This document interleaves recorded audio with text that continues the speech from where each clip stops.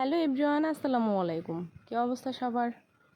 তো এই যে জায়গাটা দেখতেছেন, এখানে আমার আব্বা মানে আমার শ্বশুর, তিনি এখানে প্রত্যেক বছরই আপনার শীতে নানান ধরনের সবজি চাষ করে, কিন্তু এবার অসুস্থ থাকার কারণে করতে পারে নাই কিছুই।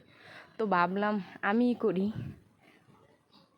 আর আমার আবার এগুলো করতে খুব ভালো লাগে, মানে গাছ লাগানো, তারপরে নানান ধরনের যত্ন করতে গেলে একটু আলসা লাগে, কিন্তু কিছু করার নাই ভাই। তো যাই হোক, আমি ভাবলাম যে এখানে আমি চেষ্টা করি কিছু করার।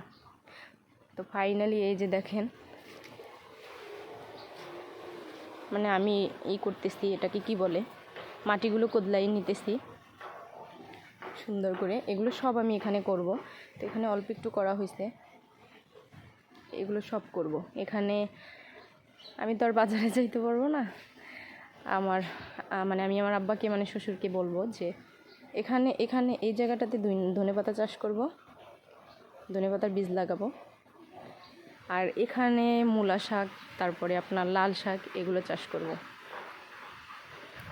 আর এই যে বেগুন গাছ, এই যে একটা ডালিম গাছ হয়েছে, এগুলো এত পোকে ধরে, খাওয়া যায় না, ফালাই দিতে হয়। যে আম গাছ, এখানে এত পরিমাণে আম ধরে, প্রচুর আম ধরে। এখানে একটা পেঁপে গাছ, আর এখানে আমি কিছু অ্যালোভেরা গাছ লাগানো হয়েছিল, একটাই আছে। এটা আমি মেবি বাড়িতে গেছিলাম, তো বাবার বাড়িতে গেছিলাম, যত্ন নেওয়া হয় নাই, এর জন্য এভাবে হয়েছে। তো যাই হোক, টাটা, আল্লাহ হাফেজ।